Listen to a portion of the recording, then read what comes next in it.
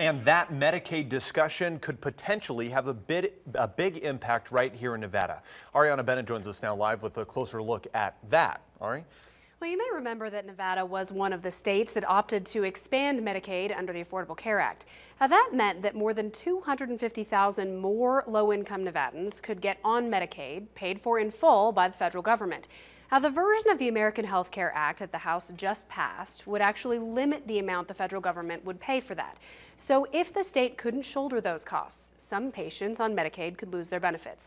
And that is the big sticking point for some of our elected officials. Now, Governor Brian Sandoval and Senator Dean Heller are both opposed to the bill as it stands. Heller says the Medicaid change would pull the rug out from under Nevadans. Now, Congressman Mark Amodei, on the other hand, was originally opposed to the bill, but ended up changing his vote to a yes.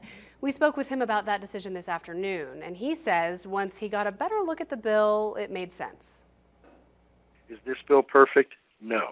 But when you look back to do we need health care reform? Yeah. We're a long ways from the finish, but we've got to start so that we can start moving on this. Of losing their home. Now, Democratic Senator Katherine Cortes Masto, just like the rest of her party, is opposing the bill in its entirety. She released a statement to us this afternoon saying in part, quote, "The Medicaid expansion has proven to be successful. The AHCA would directly impact the ability of states to sustain the Medicaid expansions allowed under the ACA. This, among many other reasons, is why I vehemently oppose the AHCA.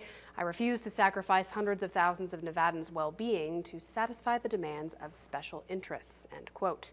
Now, if the Senate makes its changes on the current bill rather than writing a new one from scratch, the bill would still have to go back to the House for another round of votes there.